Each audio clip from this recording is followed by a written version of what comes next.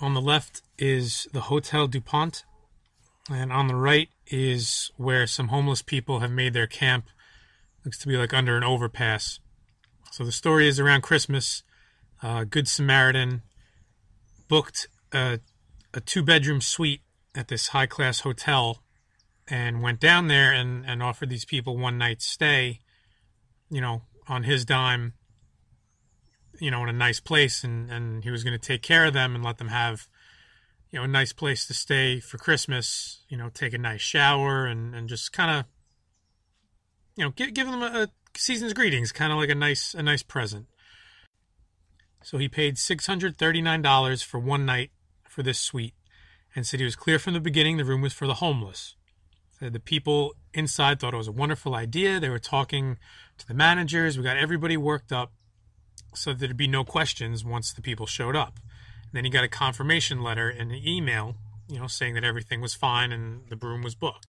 He says they were going to buy like hygiene products, put gift baskets in the room, fill it up with food, give them the opportunity to have a nice shower, a nice place to sleep, wake up in the morning with maybe a different attitude.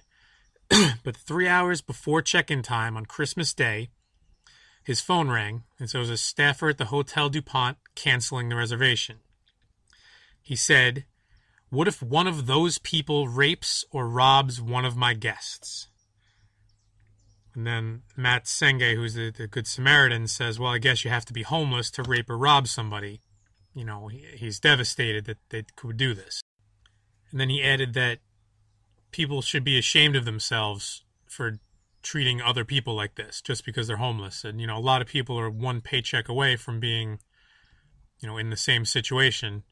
We need to have compassion for each other instead of saying those people and worrying about them robbing, the rich guests. So when the story broke locally, the hotel on its Facebook page and Yelp and different sites started taking a hit big time. So they changed their tune, obviously. Their ranking went down from 4 stars to 1.5 stars. And so they had to apologize. And so we apologize for the misunderstanding regarding a hotel reservation.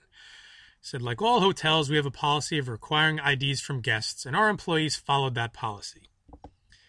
Which will tell you right there that it's bullshit. Again, remember, the reservation was canceled 3 hours before check-in time. None of the people had showed up yet.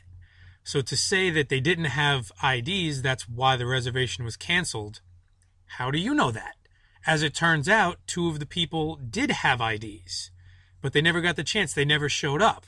So your excuse is obviously bullcrap, especially when the person on the phone told him that the reason it was canceled is because you don't want those people around. So in their official apology, they say the hotel and the DuPont company, which we all know is pretty damn evil. We support the United Way, our employees volunteer their hours, and we would never do something like this. The people and the Christmas and all this. It's complete nonsense. Complete bull. You were caught, and the only reason you're changing your tune is because it was made public to the media and your reputation was starting to take a hit. So what they did is they rented out a few rooms for free to a few of the homeless people and trying to make a mea culpa about it. But we all know what your true intentions and what you really think are. So whatever your PR public apology is, nobody's buying it.